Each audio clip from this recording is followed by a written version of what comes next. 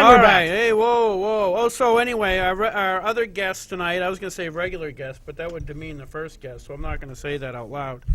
So anyway, our guest tonight is Al Baldessaro, chairman of Veterans Affairs, and Lynn Blankenbecker, who is the vice chair, where we get a twofer. I still want to know what the first syllable is of your name that we can't say on TV. Why we have to say blank? Is it a really bad word? I'm just curious. Can you mouth it to me and just not say? No, just write it down. Write it down, Leave okay. Write it down. All I'll right. slide it to you later. All right. Yeah, Well, there thank you you. I go. appreciate that. We'll do it a little slow, so Yeah, I yeah. understand. So I was telling Lynn before you got here, Al. I think you saw that on. I made the Channel 9. I'm hitting the big time. I was impressed with that article there. You look great with that magazine. Yeah, I know. It was like the back of my neck and the Shotgun News. Because actually last week when Matt wasn't here last week, but last week we had a caller call in and say told me I was on TV. And first of all, I wondered how a caller actually recognized me from the back of my head, but Yeah. That's whatever. because they put that big thing at the bottom, Gary. It on did- Right, it didn't yeah, say that. your name was on there. It did say that? Where you're right. from. Yeah, No, they I put all don't- that on. I You're was onto something impressed. there. Maybe. I didn't see that. Well, we but, considered that in our committee multitasking. yeah, right. multitasking. So I was very impressed. Multitasking. Hey, I think you were just doing your research as a person who's on Fish and Game. I was. Right, I right. can't remember I lost that. Yeah, but being got on Fish and fired. Game, you absolutely were Well, of doing course, your research. Right. He didn't get fired. Let's disregard that. He stepped down. He resigned. Yes. So it wasn't really Forcefully, not fired. but I didn't twist his arm or no, anything you like didn't. that. No. I had his You back. stayed out. You had Although my you do back. frighten people, apparently. Well, Yeah, I he does. intimidated. He That was does. a while He ago. scares people. I, a lot. attorney generals get nervous when I look at him. Yes, Yeah, yes, they did. You yes. remember that? You remember him Yeah. intimidating? I do our remember that. Attorney General. You know. I remember, last time Al was on the show, he sat here, and I was terrified the entire and time. you were. I You was, gave yes. Can you mention imagine that. what it's like to sit next to I him was in waiting to be. committee? I was waiting to Keeps be me under fired the too table. there. Yeah. You know, after the investigation, I didn't know which way they were going to go. Right. Whether my eyes were deadly weapons or what, I didn't know. I know. Yeah. Probably have to register him or something like I think that. we should have put sure, his the BATF hasn't after you. Lucky they're not breathing down your I neck. think that young lawyer's mother put too much powder in his butt when he was a baby. Is that what it If he was? got Maybe he wasn't intimidated breastfed too. Yeah, I think You so. know, But probably good what's luck to going him. on. Yes, yes. Yeah, that was pretty sad. I looked at that. I watched the video of you when you intimidated him so badly. And I'm thinking, what is this guy? Did he only do like traffic law or something like that? He's that easily intimidated? Oh man, that was funny. You know, that's not the first time that's happened to me in my 6 years being up there. The Democrats, there's a few of them, used to complain all the time. I intimidate them when I speak. No way, Yes. really? It's not the first time, so I'm putting in an anti-Al bill. I think Yeah, you should. anti-Al, you know? yeah. That's I'm the putting brain a bill in. mentality I have, I guess, you know. Just the Navy knows how to handle it. That's right, we'll just put in an anti-bullying bill. Anti-Al. We'll instead of target it right to anti-bullying. Al. Yeah, That's exactly. right. Al Baldessaro can't, has to wear sunglasses when he's in the legislature or something like That's that. it. You know? Well, you know, I'm losing my vice chair, I know. you know, and it's going to be tough. I don't know how we're going to survive up there, not having a sailor sitting. Well, that's one to reason my I right. wanted her on the show, because I told her I wanted her on the show, then she told me you were... Now, you became... Now, I screwed this up. You became a captain Yes. in In the Navy. just recently. Yes. That's a few equal months to a ago. colonel. Right. Just Huh? a couple months That's ago. equal to a colonel. That's equal to a colonel. Yes. But better looking. Better Is that looking. the Oh, difference? yes, that's yeah. it. Same Eagle. Same thing. Okay. And now you are going to Washington D.C. So that's why one reason I wanted to have you on the show before you left me all by myself and I was scared and lonely. No. Yeah, it's pretty sad. So you're going down to Washington D.C. to do what? I'm going to be the new director for Reserve Health Policy. So for the Reserve Forces, I'll be doing all the policy and planning for all the Reserve Health. Well, congratulations. So it'll have a big veterans component to it, which is really, really good because I'll be able to do preemptive health care for policy making and planning for our active duty soldiers and sailors who are ultimately going to come home as veterans. And then there's a big Yeah. veterans piece of it because once, especially for reservists, since we're weekend warriors, we have a different set of laws that we're governed by, but we also have a different set of entitlements. And so we're trying to make sure that those entitlements, especially in my perspective, for my job, it'll be the narrow entitlement of health care. Right. And the health care benefit for our veterans and our reservists. Now, is that going to change regardless of, or is the passage or I mean the rejection of the Obamacare by the Supreme Court or acceptance of it going to affect you in any way, or is that a entirely separate issue? We don't have a clue. We don't know. I mean, nobody really knows what Obamacare is even going to cover or not cover. So So you didn't read that before they voted on it? has anybody read the 1,200 pages of Obamacare? I can tell you it will affect the retirees and other, and veterans that are out there, Well, and not the active force or the reserve force, the Obamacare. And what I read under the Obamacare, and especially what came to our committee. So Right. there is a lot of effect to us. Right. Well, I don't know exactly. I mean, employers are going to be forced to purchase health care for their, benefits for their employees, or they're going to get a $2,000 fine or a $3,000 fine a year or whatever for not purchasing that under Obamacare. So I don't know what happens if the federal government refuses to buy us TRICARE or refuses to subsidize our TRICARE. Are they going to be subject to the same $2,000 or $3,000, or are they going to eliminate TRICARE in its entirety and give us the same thing that the president and Congress are getting? Put us on Medicaid. Or are they gonna- That was a good one. or are they going to put us on Medicaid, or is TRICARE going to be exempt altogether? And Right. I haven't seen any language that addresses that very specific issue. So I'll be dealing with that when I'm at the So Pentagon. now, did you volunteer to do this, or were you drafted to do this, or because you were in the reserves, Right, I am in the reserves. and you went? I know you went back to Afghanistan last year for 4 months. I was there about 7. 7 months? Because I remember you leaving last summer. I left in June, and Oh, I got okay. back in January. Okay.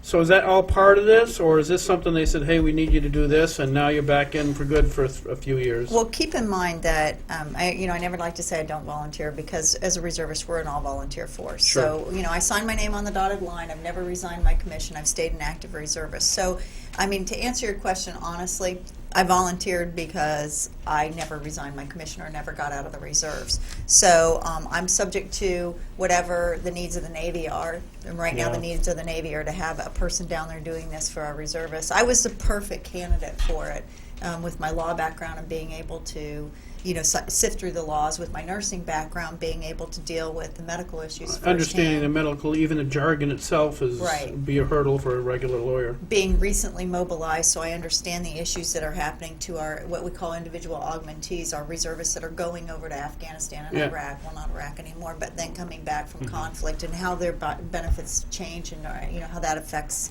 their benefit status. And then, of course, being a legislator, because this is all policy and planning, so I'll have a crucial role up on Capitol Hill, dealing with actually Senator Ayotte and the Senate Arms Committee, and Jean Shaheen, Senator Shaheen, up there, and anybody else who Right. who represents up at the federal Gary, level. she served 3 wars. Yeah, I know. She served in we Iraq, talked about the last yeah. time she was on. And Yeah. also in And I Desert said, Storm. how the heck did she do that and go for a one when she was only 10 years old? It just You doesn't ain't seem... kidding. I'm glad I'm younger because Oh, I yeah. just served in Yeah, Desert right. Storm. I remember being impressed with how smooth you were. Yeah, that was very... Yes. Yeah, you don't get, the Blarney comes easy to the Irish. Yeah. You don't see that too often there, and veterans, throughout the years, have Oh, I- served as many tours as she I has. thought you meant Gary being smooth. No. That's a topic for another day. Yes, Gary, yes. I'm going to leave that one alone. All right. Fair enough. His grandson's here. Be nice. Don't intimidate me.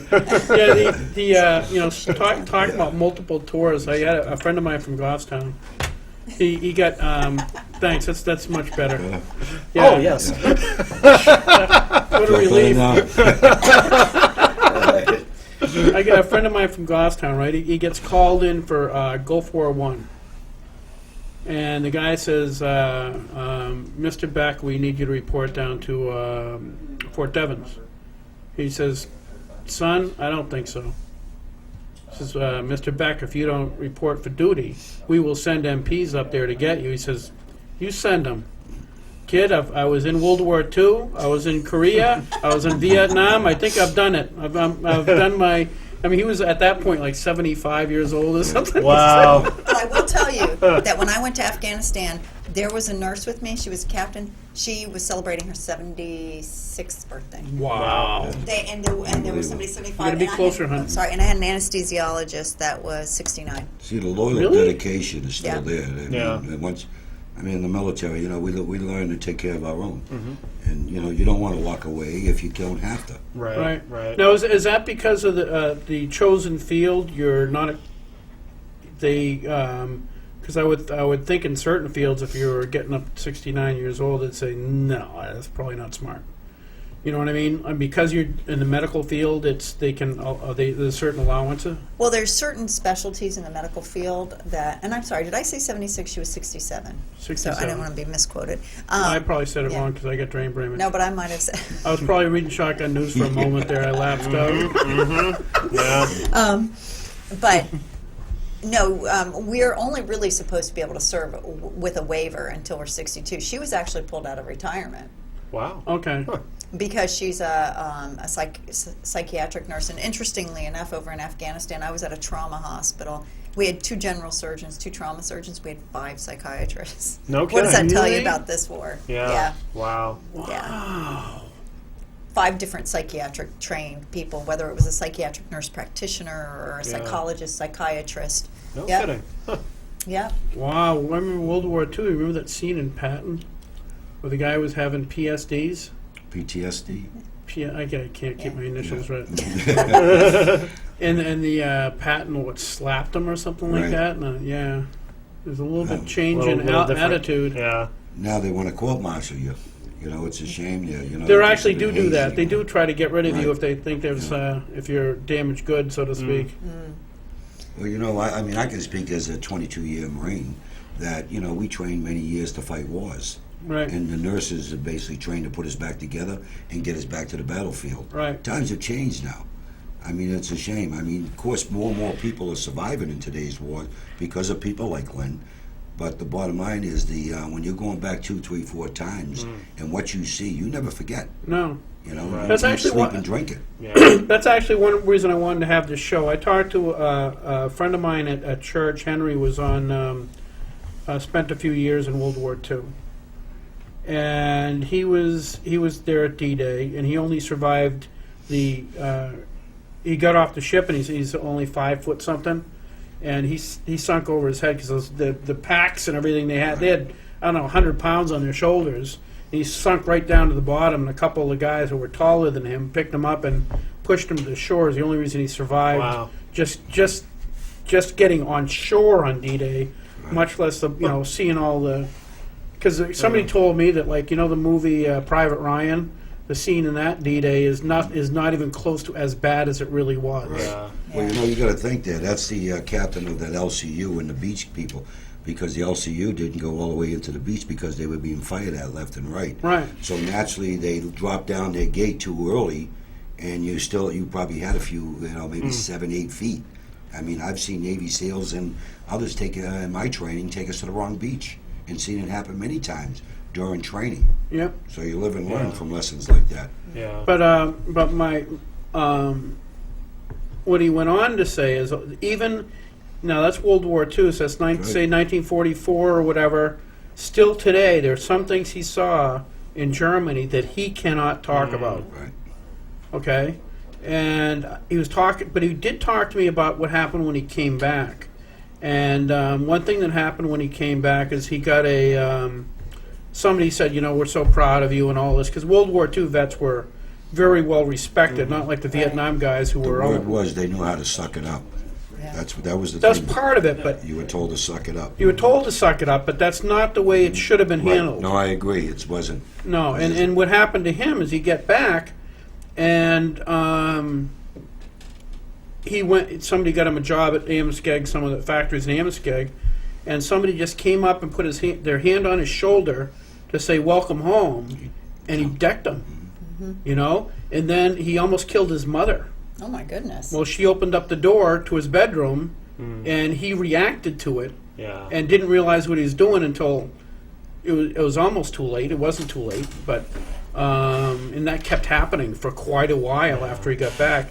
If you look, you guys know my big issue is divorce and how that's affecting society. And if you look at the divorce rates, they're pretty constantly low until about 1946, and there's a huge spike, and then it drops back down a few years later. And that's all the guys coming back from World War II that couldn't handle it. Yeah. Well, you know, if you take a look now, I was just reading one of the studies on veterans that had come across my computer, and I think throughout the country there's probably Iraqi and Afghanistan veterans that are in jail because of crimes committed, PTSD. Right. There's probably maybe almost 5,000-6,000 veterans right now sitting in Wow, jail. that many. Yeah, that many. No kidding. And there's a few of them in Fort Carson and other bases for murder. Oh yeah, I would Yeah. believe it. One Absolutely. guy, the same situation, just like you just said, sleeping in the middle of the night, blacked out, and killed his wife. Rolled over Yeah. and just didn't know he even did it. Yeah. Yeah. They're doing a lot of studies, and one of the things that we had over in Afghanistan was an MRI machine right at our hospital. There were 3 of them in theater, and those were designed to start studying traumatic brain injury for the folks that had received a traumatic brain injury while they were over there. We wanted to see as immediately as possible what those brain changes were, so we could put a better diagnosis to traumatic brain injury and PTSD. Unfortunately, an MRI is contraindicated for anybody who's got shrapnel in them because it's a big magnet. So if you stick somebody with a bunch of metal in them, that metal's going to come out and stick to the magnets. And Right, so right, you'd right. kill 'em Not if a you put 'em in pleasant, there. not a pleasant thing to do. So while it's a great idea to have that over there, if we have a person that only has a traumatic brain injury, they're a perfect candidate for it. But most of our casualties have other issues, so they can't go through that. But they've been doing a lot of work right on the forefront and teaching us before we even get over there how to recognize the symptoms of PTSD and receive early intervention right on the battlefield, which is why we had 5 psychiatrists or psychology trained individuals, not to mention the chaplain and everybody else who are now learning how to deal with that right on the battlefield. And I can tell you, there were some days over there that, and I think of myself as a pretty mentally stable person, but you compartmentalize that. Even working next to Al for that I long, know, you even would working think. with him. Some days I have a little PTSD when I work with Right. him. Yeah. But- And I have flashbacks myself there, and when I went into Kuwait, and the smell and the perfume, yeah, definitely knocks it out right out. So it throws it off. Well, but like I was at the gym one day. It clashes with my cologne. Yeah.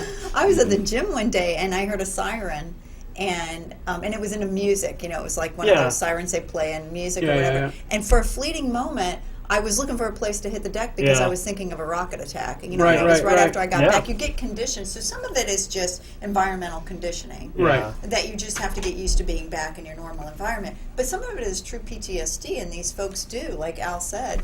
Yeah. These That folks they're do have reacting issues. because the thing is the same condition, the same ability to survive warfare forces you to react to a given situation instantly as opposed to thinking about it. Well, Because if you have time to think about it, you're already dead. Sure. Yeah. Well, one of the big issues we have around the country here is on suicides, also with veterans. And if you take a look at today, and I even asked the general at a health fair conference I was at on veterans issues there a few months back, I said, are the psychopathic drugs that you're pumping into these veterans today having anything to do with it? Oh, no, no, no. Yeah, right. I believe it's a bunch of bull. The first thing they're doing now to the military, the drug companies making billions of dollars off of the military today with these drugs. Oh, sure. Well, Big Pharma owns our federal government. Yeah. Well, So- we did a show. I aggravated a professor from UNH, and I don't invite. Oh, I remember that. I don't invite. Can't see I that don't. right anyway. I don't invite people on here and berate them. Okay, I really don't, because I don't think that's it's disrespectful. But he said he was talking about his thing was on bullying, and he had done studies. All these like Columbine shootings and all this stuff, and gone out to try to find out what was the common characteristics of all these bullying cases. And you guys know, I think it was Lars Christensen or Right, yeah. Dick Marple Yeah. had told me years ago, probably 2002, that a lot of these kids that are having these behaviors it's because of the medications they're on, whether it's Ritalin or things like that. And so I said, so what percentage of these, because I was told this in the legislature, but I've never looked into it, what percentage of these kids are or were on drugs like Ritalin to control their behavior? He said, well, that's not that relevant. I said, yeah, but what's the number? Right. If you did that much studying, you have a number. Right, They won't exactly. tell you that. And he They're trying to conceded deny it. he conceded it was 3/4 of them, Right. Yep. which is not an insignificant percentage. Yeah. When I was a substitute nurse at my daughter's elementary school, and that wasn't too many years ago. She's only 20, so it was what, 15 years ago, 10 to 15 years You were ago. alive back then? I was. Yeah, okay, I go ahead. actually So just anyway. thought of that Still all. babies. I know. So smooth, Gary. I know, So I smooth. know, I'm wicked. But the kids would file in. I had a line all the way down the hallway for these kids. Yeah. Back in what? So like 97, 98, 99. You know, these kids were lined up in the hallway coming in to get their Ritalin every morning. And I mean, I never looked at the populace of the school, but I had a boatload of bottles. I mean, like 92 bottles of Ritalin Yeah. in there for different kids at a small elementary school that was grades 1 through 3, or kindergarten through 3. You're right. And right. in a place, in a small community with Oh, only yeah. 13,000 people. You know, we used to be, when I was going to schools, it was 99 bottles of beer on the Right. wall. Right, 99 right, bottles yeah. of Ritalin. But see, you know something now, when each kid that gets issued Ritalin, he becomes classified as a special needs child. Now, that's extra money the school gets under adequacy funding. Yeah, Yeah. and, So, you know, and it's that a same scam. kid It's a can't big join the scam now. military, Yeah. right? Oh, You no, can't- they can indeed. We They have kids can? on Adderall, kids on Really? Ritalin. Oh, yeah. Yeah. Oh, You I can join. thought It's that not was a gonna keep you- disqualifier. No. I'm a former recruiter. I know it used to be up to 14. If you took it after 14 years old, then you weren't qualified. Right, okay, But there was a okay. cutoff date. Yeah, You- but- Well, the parameters have changed, haven't they, over the years, so they could recruit and retain more people. Is that correct? Yeah, I can't speak for the other branch. I can speak for the Marine Corps because I'm a former Marine recruiter. Yeah. And we were already crazy as it is, and we didn't want somebody coming in under drug, on Yeah. these psychopathic drugs. So there was a draw. 14 years old. If somebody told you they had those Ritalin or this, you got to get a medical doctor's note and Yeah. turn that in with his package there just to justify and show within the investigation that he had it before he was 14. Okay. okay. Interesting. Huh. But so one of your contentions is all the medication they're loading these GIs up with? That's an issue I have Yeah. because as what I see and deal with veterans throughout New Hampshire now, where Lynn is fortunate dealing with veterans all around the country and seeing firsthand action, in the war zone. I believe that we pumping them up with psychopathic drugs. And you look at most of the cases on suicide, they're being treated. They're Yeah. on that medication. Oh, so the ones that aren't, because I know that I saw a statistic the other day, and I don't know what time frame it was, but there was like 100 and and I probably got this wrong, there was like 142 suicides nationwide by veterans in 140 days. And that's It's probably like there's one veteran per day killing Oh, right. themselves.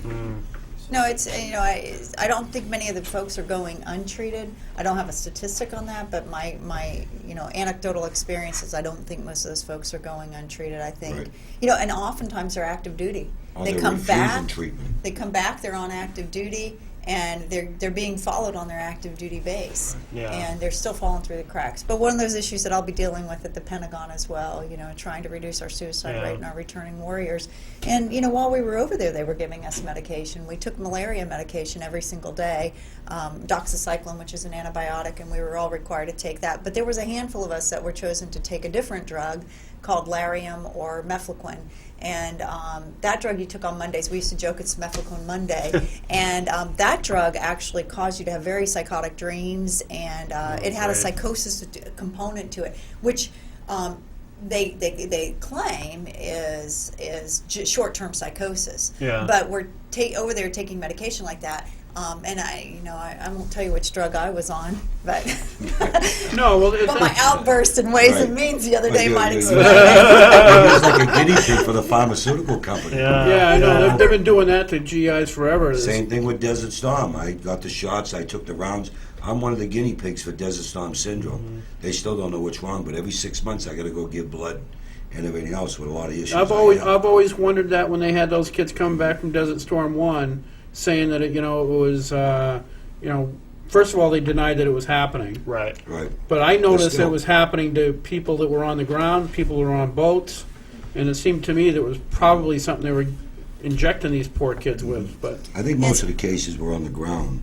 And I can tell you one night, and you could probably relate to this here, half of us that I went to the Chow Hall, I was the operations chief for Combat Operations Center in Saudi, and I ate the salad.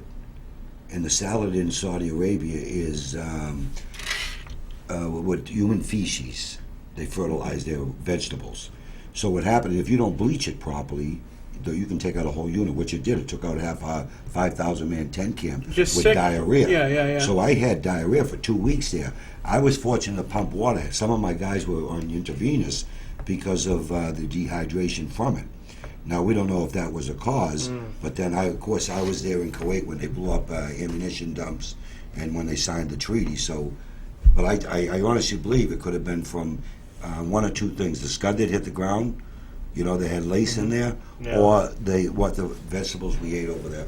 Yeah. Did any of those scuds hit near you? Either one of you? I had one that hit about less than a mile away, and we knew it was lace because it was dead animals, that were around there. Oh, no kidding. Nuclear chemical alarms were going off, but they'll deny that. But They I got- denied that Really? because Yeah. they had Wow. said, Schwarzkopf had said basically, you use any chems and Right. we're gonna Right. Well, he we're probably gonna turn cleaned the heads Baghdad to out. glass. He probably cleaned out his head, the heads of the the canisters, but still had lace, Oh, okay. in Yeah. there. Yeah. Because I'm sure they didn't just throw the bomb away. Sure. They, reshot their scuds. Right. But in Afghanistan, they'll put anything in an IED or anything Sure. in a bomb. We got rocketed all the time. I can't even remember now, but the numbers were well into the hundreds of the number of rocket attacks we had when I was over in Afghanistan, and then of course the IEDs, and we never knew what was going to come. Yeah.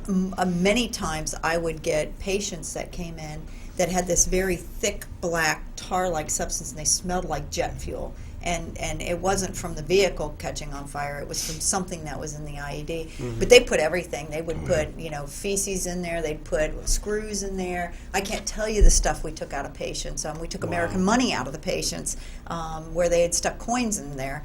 Anything that they could get that would blow Shrapnel. up and become Yeah. shrapnel, we took out of our patients there. It was crazy what they did. Wow. They definitely fight very different than we do. Yeah. Well. Yeah. But go ahead. I have a question, Lynn. I'm curious about you. You said you're trained to recognize some of the early signs of PTSD before, before it escalates. Can you tell us a little bit about what some of the things were that you were trained to look for while you were over there? Well, they put us on a stress continuum, so you go green, yellow, orange, red, and stressors that, if you were feeling like you had normal stressors, but you were coping well. You weren't losing sleep, you were eating okay, you weren't having terrible thoughts, those sorts of things, and you can kind of cope and get through. And then there were physical manifestations, sweating, being unable to breathe, hyperventilating, those sorts of things. So the physical manifestations, as well as not being able to sleep, difficulty with eating, maybe some, digestive problems, trouble focusing, and then as you got farther down the stress continuum, it was your ability to cope with those or not. Could you overcome it or not? And then you'd move to the next color. And if you got into red or orange, you were having suicidal ideation or fear of being alone. The type that couldn't. You looked under your bed constantly or were afraid. To paranoia, those sorts of things. So Yeah. you sort of move, and how badly that affected you and how your ability to cope. Did anybody do any correlation between the medications being treated and, in other words, some of that basically war. There's going to be some of those kids that are having those symptoms strictly based on what they've gone through, Right. because some people can or can't handle it. Right. And I shouldn't. Wow, I'm sorry. I shouldn't have Some said a that. little that way. weaker than others. No, I'm not. No, I think that's. But I mean, that- I could no. say that as a Marine. I know, Yeah. but I'm not going to say that You because recognize them. But I'm just saying Yeah. some people are more susceptible Yeah. to those pressures than other people. Yeah. Right, but you'll also see, if you're in a specific I situation. apologize. That was wicked wrong thing to No, say. I But mean, anyway. and I'll speak for myself specifically, and maybe some of the casualties I took care of. And I'm sure there is research going on to see the correlation between the efficacy of the drugs that we're giving Right. and how that impacts your ability to cope. And if those folks are on medication already, and are they coping? But one day we had a woman come into the trauma bay, and she came in with her husband. What we believed was her husband. Both Afghan patients, and it was very unusual to get a woman. And we usually would strip the patient in the ambulance bay before they came in, especially if they were Afghan. So we knew they didn't have any bombs or weapons on them. And This woman came in fully dressed and she was speaking, but the man in the bed next to her was having CPR in progress, and they had taken him out of the field from an IED exposure or an IED explosion. So as we were cutting her clothes, she started praying really loud to Allah. And as I reached around, it was all women because we were very respectful of the culture over there, and women can only touch women over there. And as I reached around to grab her clothes to start cutting it, I found a bomb on her. Wow. And for that fleeting moment, you know, you can bet my heart was racing. Oh, yeah, I was yeah. hyperventilating, you know, and I was screaming out to people to get out, you know, and I knew at that point I was probably going up. If this bomb was live, my hands were on it, I was gone. Fortunately, her husband or whoever the person was next to her had a watch on that was zeroed out. So that probably was a detonating device that he was going to use, and they probably had her wired to be a suicide bomber. So even if she Right. didn't make contact, they could detonate her and make her go off. Yeah. But fortunately, when I yelled, everybody left, and Yeah. we were doing CPR on the man, but we left because we weren't going to stay there and get blown up. Right. Our first priority is to take care of ourselves in the hospital. So even if he had come around, he wouldn't have been able to detonate her.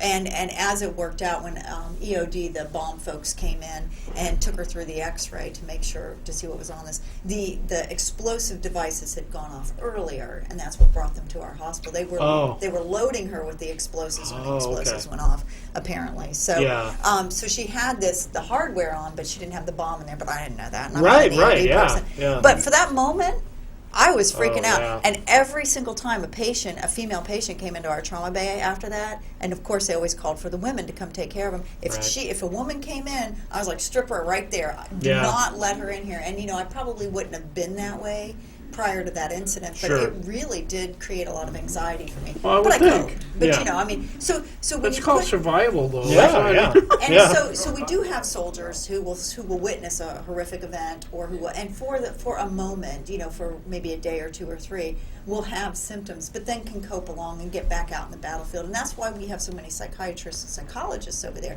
to kind of work them through that event and get them back out on the battlefild and know that they're safe Right. out there.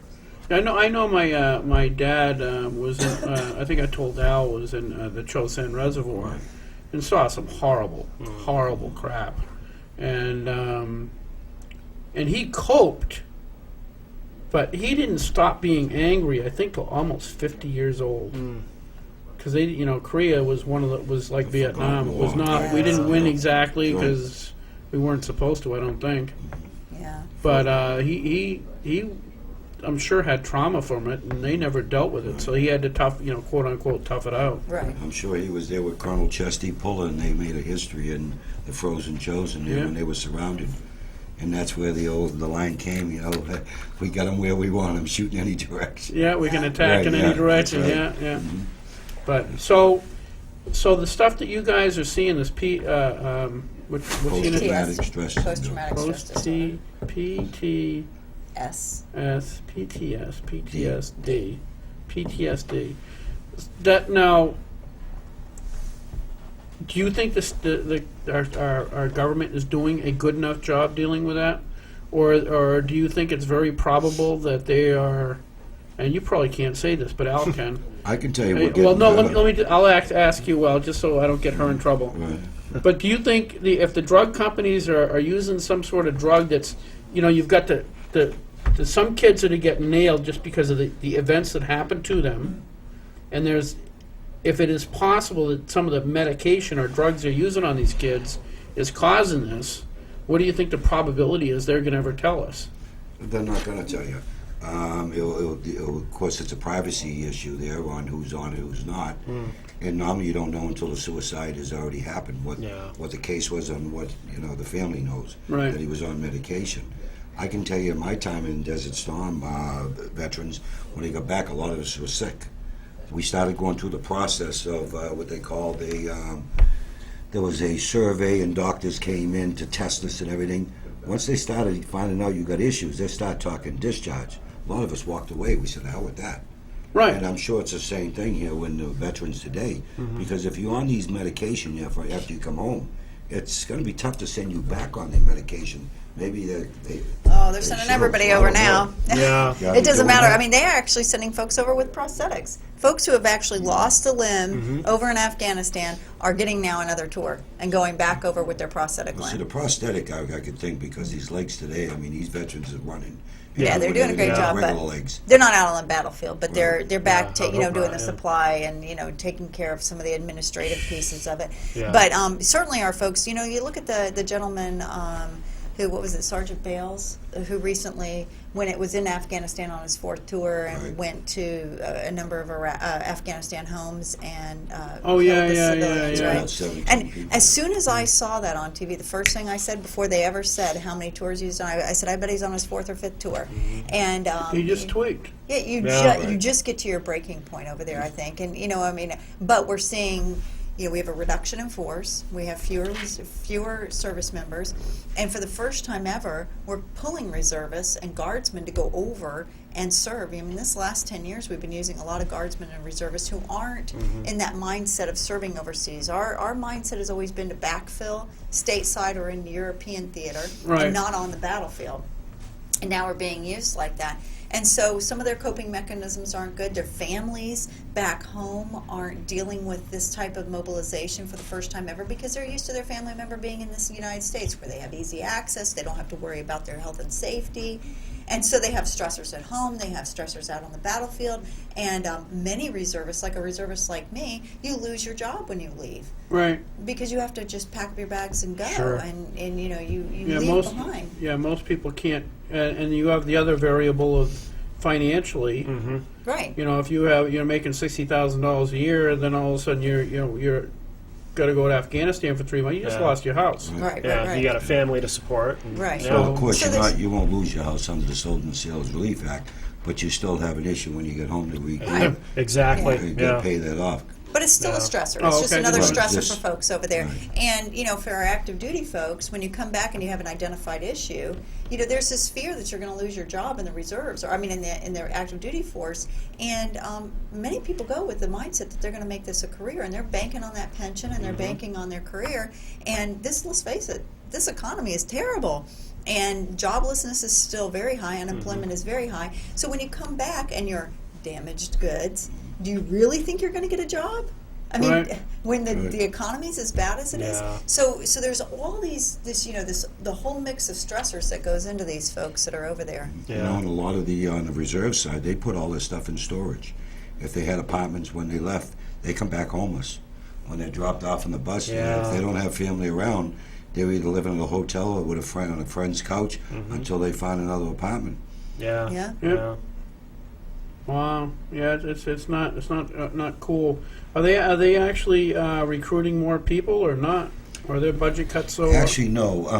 Matter of fact, the Marine Corps before the Afghanistan-Iraq war started, we were at 184,000 Marines. Right. Now they're up to about 204. Now there is a drawdown, just like the Army. I think was like 700, 800,000. There's a drawdown that is going on where people are being forced out. Matter of fact, I was just in to help a Navy over in the London Reserve Center, where Lynn was there today. I met with the chief on a guy who had under 14 years. He couldn't extend over 14, so he was forced to get out on the cutbacks because they were losing a position at the Reserve Center. Now, once you're over the 14-year mark in the military, now you're guaranteed at least to go to 20. Okay. This guy had 13 years, and they refused him an extension because he got caught up in the drawdown. Yeah. Wow. Yeah. So that's what's going on in So today's he's military. just about getting to that break Oh. for point. the active duty, right? Right. That's got to be right. frustrating. But in his case, he's going to go back to Colorado and then join the reserves, Right. and at least be able to hopefully get medical insurance through them because his wife was being treated for lupus and some other okay. issues. Yeah. But I will tell you, with my new position over in the Pentagon, that's our goal. Our goal is to improve, the care we give to the health care that's being provided for, especially our reservists. And they are doing a lot of initiatives at the policy level to, and certainly at that higher level at the Pentagon. Our generals, our admirals are very concerned about our issues with our returning warriors, and they've done a lot of new things with this war. They have returning warrior workshops where you and your significant other can spend an entire weekend in a beautiful 5-star hotel, all free to you, where you come back and your significant other and you can talk to other returning warriors. There's all kinds of great programs that they have people who come and speak to you about different issues, and then what it's designed to do is to get you to network with other people so you can share your experiences and share your successes and your failures so that you can have a better experience coming home and reintegrating. And certainly the American public has supported us. I can't even begin to explain to you how well the American public has supported us, from Moormart, who sends care packages and gifts over to us while we're over there. Other very grateful Americans, every organization. Peace greeters out of Yeah, Portsmouth. Yeah. peace greeters. I mean, these really grateful organizations that send us things. There was a church that had a Holy Joe's Cafe, and they had a special offering plate, I think, that they sent around every week, that they sent us coffee, so we all got coffee. But it was just the morale stuff. Yeah. And there's an organization called Operation Right Home, where they send you these beautifully made, handmade greeting cards, and you can write your own message in it. So you can send a birthday card back to your family member, or you can send an anniversary card or a thing, So there's all these organizations that have really rallied around us, circled their wagons around us, and embraced us. And I think the government is doing a good job in trying to make inroads and headway on this very huge issue with the PTSD and how we're, so I do think we're getting supported. I don't think the government is doing anything behind our backs or, corruption or anything. No, like I that. don't. I just wonder about that unholy alliance between the drug companies and the government. That's all. Well, but that's the drug companies and hospitals. That's the drug companies Oh, and insurance oh, companies. sure. That's the Oh, drug yeah, yeah. companies and It the business affects community. everyone. Well, that's an Yeah. issue in the VA too. I mean, I'm without saying, I've been in and out of the VA. I'm treated at the VA. Right. I'm actually 80% disabled. I mean, I got mesh holding muscles together, arthritis in my pelvis, lung pleurisy. I can go on and on with Desert Storm stuff. But anyways, the first thing Is I had that in is that mind- what is it that do you think it's that stuff that contributed to your Well, I've hostility had that you I've have had towards my people and gallbladder intimidates already, them? I've had 3-4 times. I've had the first stage of colon cancer. I mean, at a young age. So what I'm saying is, a lot of veterans like me are getting even sicker. The major that was with me used to run marathons. He looks like he's 90 years old, and he was younger than me. No he kidding. walks bent over and lives in Virginia. But the thing is, the Oh, the is quick that what thing, happens when you move to Virginia? Yeah, that's Yeah. it. That's not Virginia's good supposed for to be me. for lovers. So I'm going to be there in Yeah. 2 weeks. Yeah. I don't- But anyways, the quick Take a thing nice is, picture give before them you drugs. leave, and Get you in to see the psychiatrist. And they asked me, how about some medication that will help you? I don't need medication. Why? Because I'm hyper? You think I'm crazy? Well, we could have medicated. Yeah. you. So I I mean, would that's a just- quick I fix would what just they dial do. them down. Yeah. That was my job. That's why She I calms me down in committee so I don't jump over the table. punch somebody. Yeah. I don't know. No, I not think that. I've had my days too there. So I've had to calm them down a couple times. Yeah. It's Yeah. so common. Sometimes you hear different things, and you know it's incorrect. And her and I will whisper back and forth, and you want to just say, well, wait, you're a liar, but we got to be nice. Yeah, exactly. Yeah, so one of these days I'll learn to be a politician, No. and be nicer. But I hope you don't. Yeah, What fun until- would that be? Until then, I tell everyone that votes for, if I got to kiss your butt, I'm the wrong person. Yeah. I don't tell you what you want to hear. Yeah. Don't vote for me. Right. Simple. Hey, no. Yeah. Before I forget, are you running for? You were talking about running for Senate. Really? No, I was never talking about running for Senate. That was the There was a rumor. rumor that was put out there that they wanted me to run against Sharon Carson. But you're not doing that. I'm not doing that. You Sharon signed- Carson is a workaholic, does a great job. Why would I ever? Even though we disagree on one or two issues, Yeah, everybody does. what Ronald Reagan said, So you did if you're with me 90 80% of the yeah. time, you're not my enemy. right. But so you signed up, I did sign up for re-election, my Good. fourth term. and that's did you? Huh? Did Did you? Reluctantly, Reluctantly. reluctantly, very Good. reluctantly. Hopefully we'll get some new magazines up there. Yeah. Yeah. I'm really sad. I really wrestled with whether I was going to run again or not, because I believe in term limits, and I believe that, when you do what you say you're going to do, then it's time to get going. And I had really campaigned on focusing on the budget and, the economy, and so I really felt like we did a great job in the last 2 years getting We a really balanced did. budget. We really 12% decrease is amazing, You ain't kidding. considering how difficult that was to even And no get that downshift. done. And did it with lowering, 100 fees and taxes, or reducing or Yeah. eliminating About 100 60, fees and taxes. So, I really felt like, I had sort of kept my promise to my constituency, and I was sort of toying with, do I stay, do I go? They had a and- song like that, Should I Should stay? I Should I go? I can tell you, Lynn is surely going to be missed because with her years of experience in the military and her year in different Iraq, Afghanistan, a lot of legislation comes to my committee deal with state and federal, because we're not just veteran, we're state and federal relations. And we're going to miss her experience and knowledge because some of the medical stuff that came through, she was right on it, Yeah. right on the ball there where it was new to some of us. Well, it made a I'm big quite difference. positive this isn't the last we've heard of Lynn. No, She'll I'll be come back back. as an admiral. I'll Yeah, come back. she'll come back. Everybody thinks That'd I'm be getting my awesome. No, okay. I have to say this: as a captain or a colonel in the Pentagon, we are just very little fish in a very big sea. The Joint Chiefs are there. There's a lot of stars there. Yeah. So I will be back at the bottom of the totem pole again. Well, in the beginning. Well, Yeah. hopefully you won't have to get the chief naval officer his coffee or anything like that. No, I think actually my boss does that. No, it does. I get the coffee for the Right. guy who gets the coffee for the guy. I know my few trips to Washington in my younger days as a Marine. I used to see colonels and lieutenant colonels up there. You're right, running in and out, Sure. getting the paper, getting the copy, making Well, copies. That's Yeah. too funny. That's too funny. A soy caramel macchiato. Yeah. Well, I would think with Lynn's talent as not only an emergency room nurse but also a lawyer, she'll have enough to do to worry about.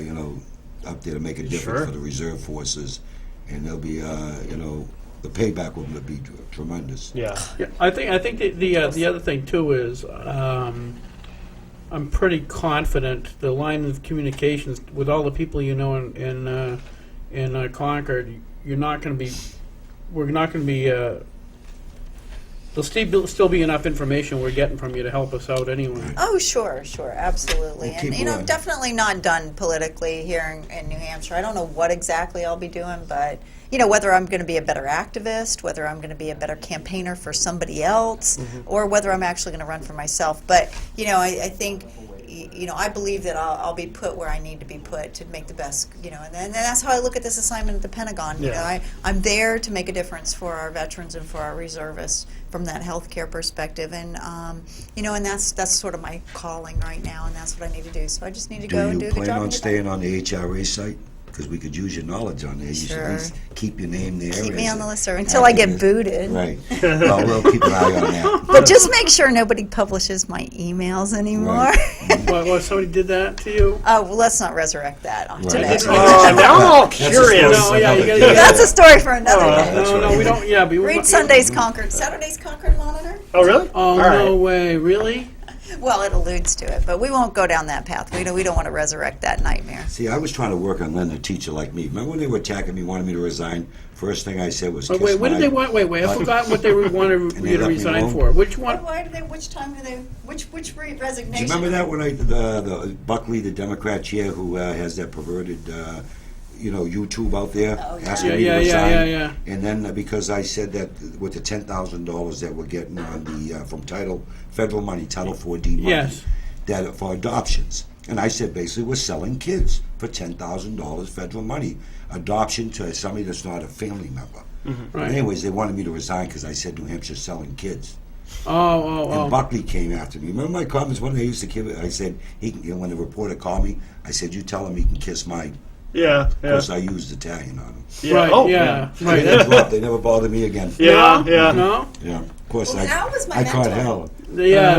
That's not a good thing. Well, man. Lynn and I went door to door when people were saying that she wouldn't Al win. intimidated so in many a- people in to a vote for caucus. me. It was unbelievable. They were saying she couldn't win in Concord. Lynn proved them wrong Yes, in the Democrat yes. area. Because there are a lot of moderates that appreciate good Oh, sure. Republicans. Absolutely. They're looking out for their wallet, and Lynn was that person in Concord. Wow. So, how many terms did you serve? Wasn't your first term, was This it? was my first full term. I did a half term. I was picked up in a special election in 2009, so I finished Okay, out Terry okay. Reardon's term. 2009, 2010, I was elected on my own merits. In 2010 to well, I was elected in 2009 as well. Okay, but I was okay, elected for okay. a full term, 2010 to now. So you're going down to DC with a pretty good resume, actually. Yeah, I think it's a really good fit, and it really is where I need to be to help out. And I've always been focused on the veterans and veterans issues and taking care of our casualties at a broader level, just not on the individual level. And so, I was really grateful to be put on state and federal relations and veterans affairs. I didn't ask to be on that committee. That's where I was placed, and I thought it was a really good place to be. And this Al didn't have anything to do with that, No, did he? not at all. No. So, Not at all. he just likes me to sit in front of him so he can harass me. Well, Somebody's got to do it. That's it. Well, of course, when she came back, her seat was given up. Oh, yeah. Remember that? And everyone- Yeah, because she moved, and I Right, didn't know where they the heck moved. to Well, find they- her. It took me there 6 was months, another another 6 veteran months to find her again. Who had his hip replacements, who needed an aisle seat. Right. And that was Representative Introne, and the Speaker moved him over to her seat. Right. We didn't expect her back for a few, what? I was about March 6 or weeks April. early. Yeah, I was 6 weeks early. Yeah, so anyways, when she showed up, I didn't even know it because I was trying to figure out who I was going to put in for active vice chair, coming up there. Right, because It was right. going to be a while before the session was over. Yeah. But anyways, she showed up and nobody knew. She didn't even tell me she was coming. So it was a shocker. Snuck back in. Yeah. But anyways, we made sure that she wasn't put in and had to climb over people as a vice chair. It's really hard You to know. dress in heels. Yeah, so, Well, no, it actually can be kind of fun for the recipient. so We don't do that in the house. we have No, the we old don't. saying in the military, right? Rank has its privileges. Yeah, right. Yeah, that was what Hey. sparked a lot of that anti-bullying stuff. But Right. are we out of time? We're almost out of time. But the one thing I wanted to ask is, because you're going to be on in DC, are you going to still be on Facebook? Oh, of course. I don't know if they restricted that kind of No, crap just can't do it or at work. can't do it at work. But I Yeah. can be on Facebook. Everyone does anyway.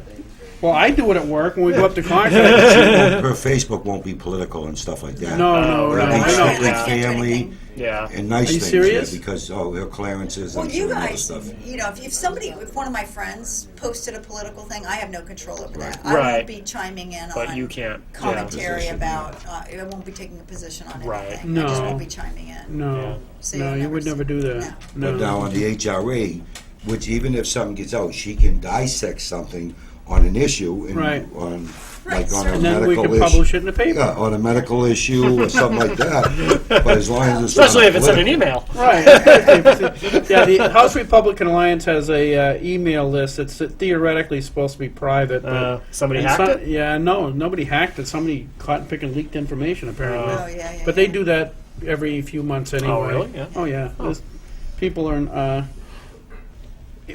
Some legislators are honorable in title only. Yeah, some people are so screwed up they actually sit there during the session and read Shotgun News, stuff like that. I've heard that. Yeah, I've heard that. I hate wicked when bad. that happens. Wicked bad. Yes. Yeah. And then they even get caught on TV. Yes. Scandalous. Scandalous. Scandalous. Apparently that guy didn't read the rules. No, I, The House rules. He must have lost that little black book. hey, Al, thank you very much, Representative, for coming. It's And always a Lynn, pleasure. thank you very much for serving our country. Well, you both served our Both of country, you, but yeah, thank you very much absolutely. for going down to D.C. for us and Sure. Thank letting you. your let God lead your life as opposed to doing what you want to do. You're doing what's necessary. Absolutely. As somebody posted that the other day, said something on one of the things I was on, said, well, you got to do what you want to do. And I posted back, says, no, that's what's wrong with this country. Is too many people are doing what they want to do instead of doing what they should do. Right. And Lynn And definitely does what she should should do. do. It makes a difference, that's for sure. Absolutely. Thank you very much, both of you. Thank you. you both. It was a pleasure Hey, being with you Matt, again. thanks for coming back. No problem. I'm glad I found the studio. I had amnesia last week. Right. Hey, have a good night, folks. See you next Bye, week. everybody. Thank you.